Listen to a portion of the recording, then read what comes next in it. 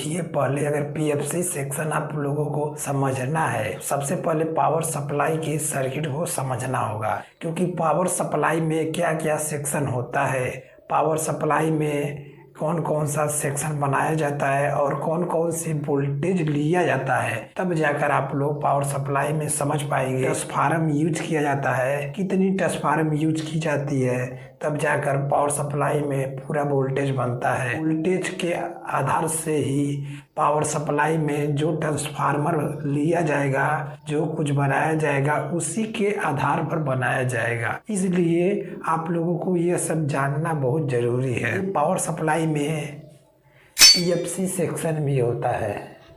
ये जो PFC section होती है 390 वोल्ट से 400 वोल्ट बनाने का काम करता है, जिससे एक ट्रांसफार्म और होता है जो लीनियर ट्रांसफार्म कहा जाता है। वह क्या करता है, 400 वोल्ट लेकर 12 वोल्ट से लेकर 24 वोल्ट तक बनाने का काम करता है। इस स्थिति में यानी सबसे पहले आप लोग को यह समझना होगा, ये जो पीएफसी सेक्शन सर्किट दिखाई दे रहा है, इसी सर्किट पर अभी आप लोगों को समझाएंगे। कोई भी पीएफसी सेक्शन होगा, कोई भी सर्किट होगा, हम लोग बिना डाटा के कैसे जान सकते हैं। जितने पिन है इस सर्किट में 8 पिन है, तो 8 पिन कैसे काम करेगी, अब इस सर्किट में आप लोगों को देखने को मिलेगा। उससे पहले ये सब समझ जाइए कि जो पावर सप्लाई होती है, पावर सप्लाई में पीएफसी सेक्शन क्यों बनाया गया, स्टैंड बाई सेक्शन क्यों बनाया गया, लीनियर सेक्शन क्यों बनाया गया।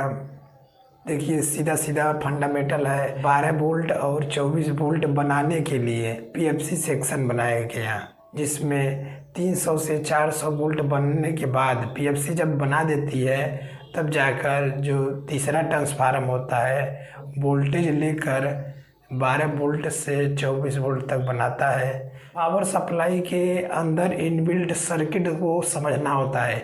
जो सर्किट उसके अंदर लगी होगी, उस सर्किट को आपको देखना होगा, उसके अंदर देखना होगा। में ये जो पावर सप्लाई है, ये पूरी पावर सप्लाई का जड़ के माध्यम से कोई भी पावर सप्लाई होगा, आप लोग समझ जाएंगे कि कोई भी पावर सप्लाई बनी होती है तो क्यों बनी होती है और कितने सर्किट कैसे क्या होता है, कितनी ट्रांसफार्म लगती है। एक ट्रांसफार्म लगेगी तो क्या होगा, 2 ट्रांसफार्म लगेगी तो क्या होगा, 3 ट्रांसफार्मर लगेगा तो क्या होगा। पूरा एकदम कन्फ्यूजन आप लोगों का ख़त्म हो जाएगा। ये आप लोगों को दिखाते हैं। अगर 8 पिन का पीएफसी आईसी में इस तरीके से अगर सर्किट है, तो इसको हम लोग कैसे जान सकते हैं। अलग अलग आईसी में अलग अलग सेक्शन बनी हो सकती है, लेकिन एक उदाहरण से इस सर्किट के माध्यम से अंदाज़ा लगा सकते हैं कि हाँ, सर्किट में अगर इस तरीके से सर्किट है तो कुछ सर्किट मिली जुली हो सकती है, उस हिसाब से काम कर सकती है।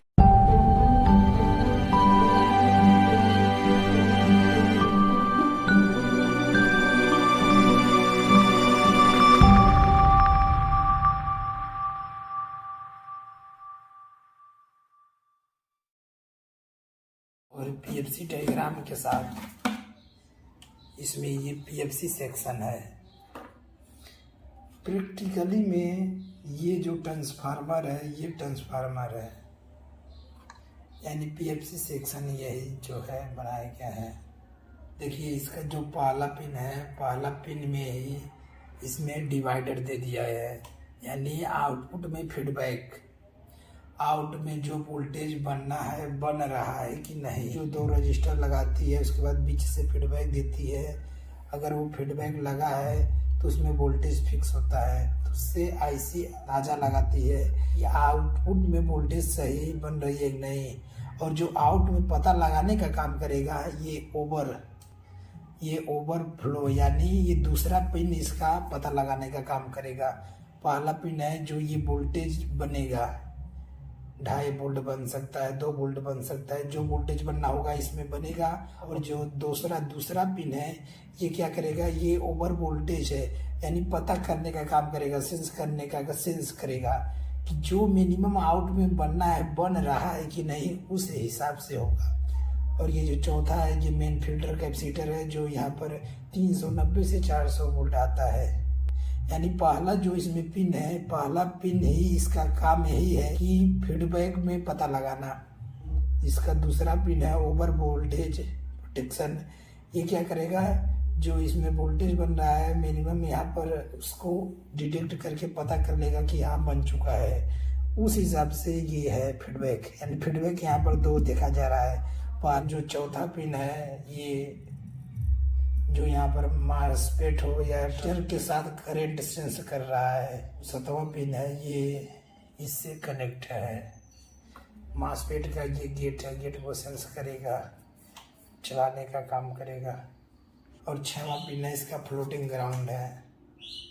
और ये जो तीसरा पिन इसका है, एम्पलीफायर का आउटपुट इस बैंडिंग के अनुसार ही इसे मासपेट को चलाने के लिए ऑन ऑफ करने के मासपेट का ये गेट है, गेट को सेंस करेगा, चलाने का काम करेगा।